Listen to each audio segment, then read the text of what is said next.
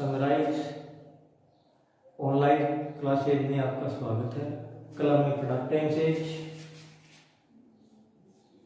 Tense के नाम और विशेष रूप से हमने पढ़ा था सिंपल प्रेजेंट टेंस के बारे में थोड़ी जानकारी ली थी।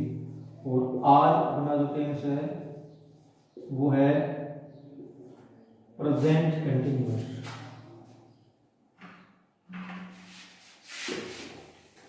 आज का अपना टेंस है वो है present continuous tense.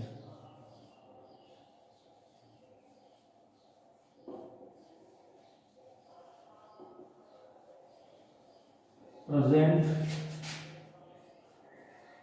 Continuous tense.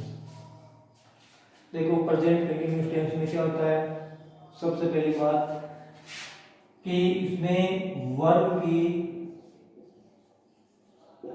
First form plus ING का प्रयोग करते हैं। ये जो आईएनजी फॉर्म होती है इसको जिरेंड भी बोलते हैं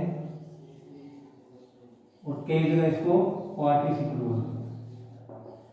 हालांकि अलग अलग चीज है पार्टिसिपल और जिरेंड, लेकिन फॉर्म होती है वो एक ही होती है। फॉर्म एक ही होती है और अर्थ भी अर्थ में थोड़ा सा डिफरेंस आ जाता है। ये जो पार्टिसिपल है वो एडजेक्टिव का काम करता है और जिरेंड वो नाउन का काम करती है। ठीक है, तो वर्ब की फर्स्ट फॉर्म का प्रयोग होता है। अब इसके कुछ रूल होते हैं, हम ऐसे नहीं लगा सकते रहेंगे, इसके कुछ नियम होते हैं। तो क्या क्या नियम है, तो देखो नियम नंबर एक है वो है इसका कि इसमें अगर अंत में ई हो, किसी भी वर्ड या किसी वर्ब के अंत में ई हो, सिंगुलर ही होना चाहिए, केवल एक सिंगल ही होना चाहिए, उसके साथ में कोई और कोई वाउल्स नहीं होना चाहिए। ठीक है, तो उस ई को हटा के आईएनजी लगाते हैं, जैसे COME प्लस ING ई है तो ई को हटा देंगे तो बन जाएगा COMING कमिंग। अगला इसमें दूसरा है अगर अंत में ई हो और ई से पहले कोई और वाउल्स हो, अगर अंत में क्या हो, ई हो और ई से पहले क्या हो और कोई वाउल्स हो, तो हम ई को हटाएंगे नहीं, सीधा ही ING लगा देते हैं, जैसे FLEE फ्ली यानी भागना प्लस ING तो क्या हो जाएगा फ्लिंग। नंबर 3, रूल नंबर 3 कहता है कि अगर किसी वर्ब के अंत में कोई अकेला कॉन्सोनेंट हो, अकेला कंसोनेंट्स हो और इस कंसोनेंट से पहले कोई अकेला क्या हो, वाउल्स हो। किसी वर्ब के अंत में अकेला कंसोनेंट्स हो और कंसोनेंट्स के तुरंत पहले क्या हो, कोई अकेला वाउल हो।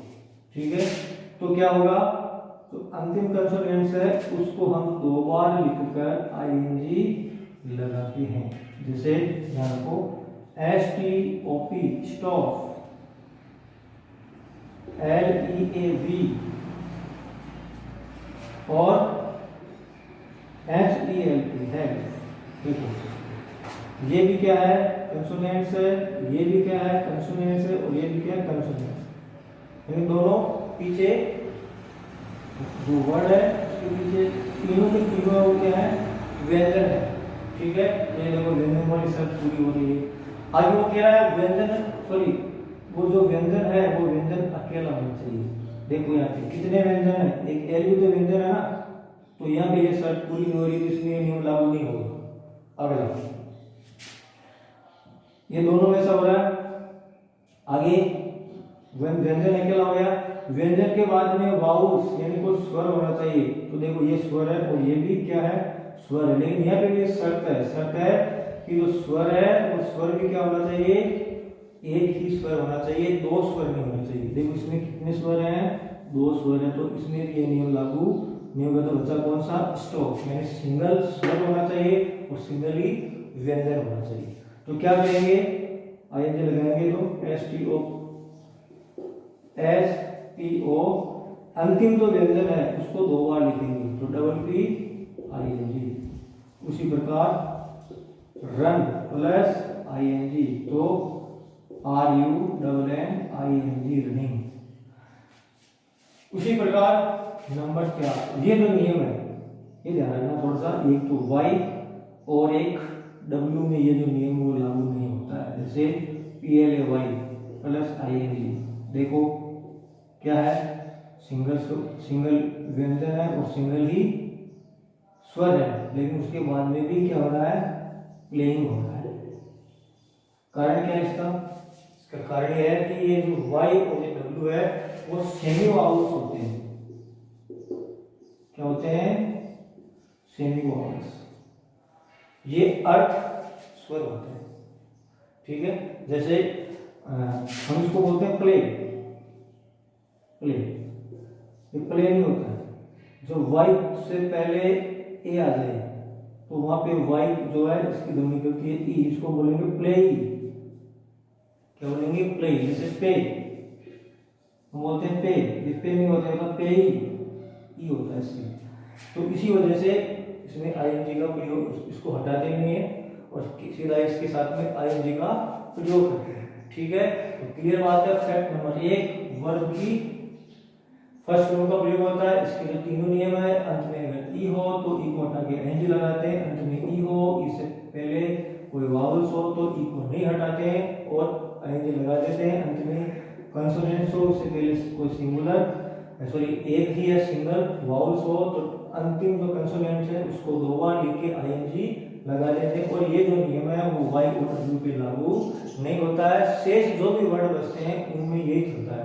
एक थोड़ा सा बोलते हैं वो है आई ई, अगर अंत में आई ई हो, अंत में क्या हो, आई ई हो और हमें आईएनजी लगाना है तो इस आई को हटा के वाई आईएनजी लगाते हैं। जैसे एल आई ई तो हो जाएगा L Y I N G, line.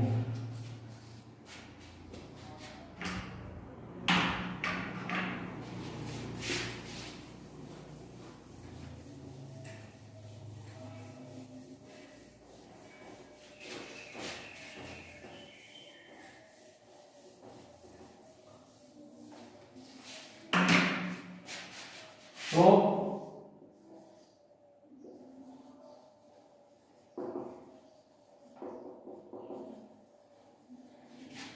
Present continuous tense, पहला इसका नियम है वर्ब की फर्स्ट प्लस आईएनजी का प्रयोग। दूसरा है सभी वाक्यों में हेल्पिंग वर्ब का प्रयोग होता है। हेल्पिंग वर्ब की इसकी तीन, पहली है इज, दूसरी है आर और तीसरी है एम, ही, सी, इट और सिंगुलर सब्जेक्ट। ठीक है, ये हो गया वी, यू, दे और प्लूरल सब्जेक्ट। और तीसरी हो गई है आई। इस प्रकार से जो प्रेजेंट कंटीन्यूअस टेंस है इसके तीन के जो दो बेसिक नियम इनका ध्यान रखना। पहला नियम वर्ब की फर्स्ट फॉर्म प्लस आईएनजी का प्रयोग करना है। सभी वाक्यों में आपको हेल्पिंग वर्ब का प्रयोग करना है। हेल्पिंग वर्ब है इज, आर, एम, इसका प्रयोग ही, सी, इट और सिंगुलर सब्जेक्ट्स। आर का प्रयोग वी, यू, दे और प्लूरल सब्जेक्ट्स। और जो एम है उसका प्रयोग आई के लिए होगा। अब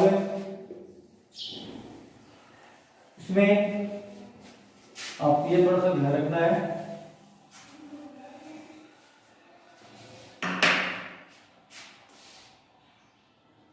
कुछ क्रियाएं होती है, कुछ ऐसी क्रियाएं होती है जिनका प्रयोग आपको किसी भी प्रकार के कोई सारी कंटीन्यूअस टेंस, देखो कौन कौन सी कंटीन्यूअस टेंस होती है। जैसे प्रेजेंट कंटीन्यूअस टेंस होता है, प्रेजेंट परफेक्ट कंटीन्यूअस टेंस होता है, पास्ट कंटीन्यूअस टेंस होता है, पास्ट परफेक्ट कंटीन्यूअस टेंस होता है, फ्यूचर कंटीन्यूअस होता है और फ्यूचर परफेक्ट कंटीन्यूअस टेंस होता है। कुल मिला के 6 प्रकार के कंटीन्यूअस टेंस होते हैं। तो किसी भी प्रकार के कंटीन्यूअस टेंस में आपको इनका प्रयोग नहीं करना है। ठीक है, तो वो क्रियाएं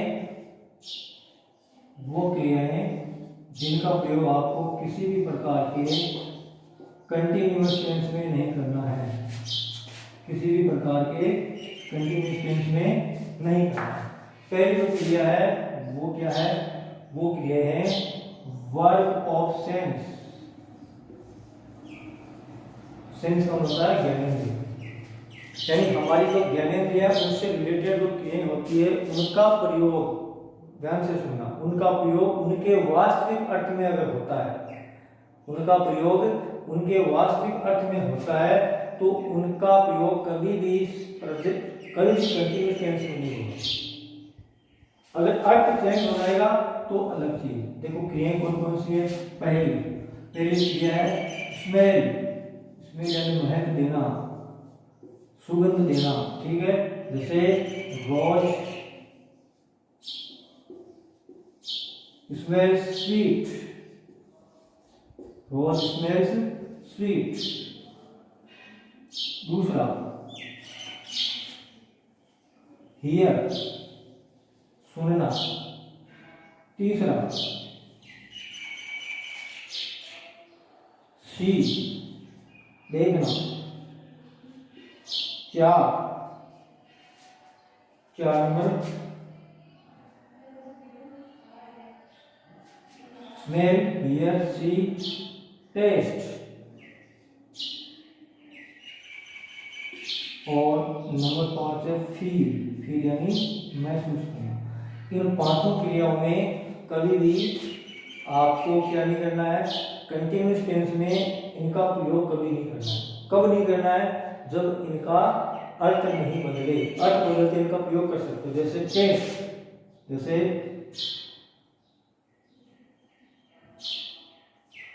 टेस्ट में एक होता है किसी का स्वाद लेना और एक होता है स्वाद देना, स्वाद लेना और एक स्वाद देना। जैसे ice cream, ice cream test sweet, ice cream में वो कैसा स्वाद देती है? मीठा स्वाद देती है। तो इनके वास्तविक अर्थ में क्या होगा? कभी भी कंटिन्यूअस टेंस का प्रयोग नहीं होगा। तो क्या करेंगे?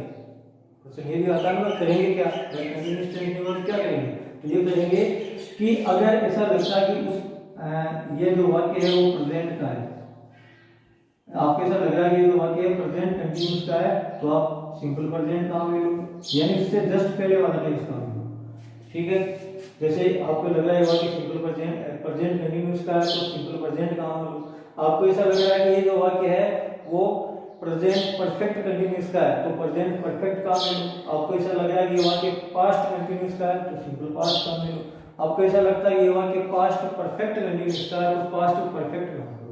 आपको ऐसा लगता है कि ये वाक्य फ्यूचर कंटिन्यूअस का है तो सिंपल फ्यूचर काम ले लो। और आपको ऐसा लगता है कि ये वाक्य फ्यूचर परफेक्ट कंटिन्यूअस का है तो आप फ्यूचर परफेक्ट काम ले लो। तो आपको इनका प्रयोग नहीं करना। तो कहाँ पे इनका प्रयोग हम कर सकते हैं, इसका अध्ययन है हम अगली क्लास में करेंगे। तब तक के लिए धन्यवाद।